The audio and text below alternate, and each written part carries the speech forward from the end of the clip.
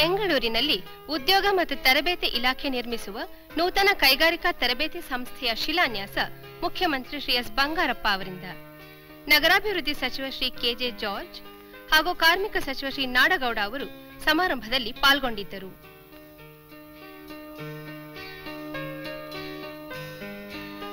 ಸರ್ಕಾರ ಕೈಗಾರಿಕೀಕರಣಕ್ಕೆ ಹೆಚ್ಚಿನ ಪ್ರಾಮುಖ್ಯತೆ ನೀಡುತ್ತಿದ್ದು, ರಾಜ್ಯದಲ್ಲಿ ಐಟಿಐ ಶಿಕ್ಷಣಾರ್ಥಿಗಳಿಗೆ ಭವಿಷ್ಯದಲ್ಲಿ ಒಳ್ಳೆಯ ಉದ್ಯೋಗಾವಕಾಶ ಲಭಿಸಲಿದೆ ಎಂದು ಮುಖ್ಯಮಂತ್ರಿಗಳು ತಿಳಿಸಿದರು.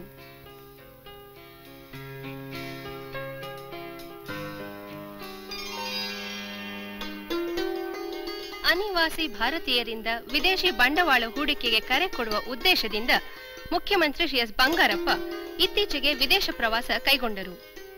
ಆ ಸಂದರ್ಭದಲ್ಲಿ ಅಭಿಮಾನಿಗಳಿಂದ ಆತ್ಮೀಯ ಬೀಳ್ಕೊಡುಗೆ.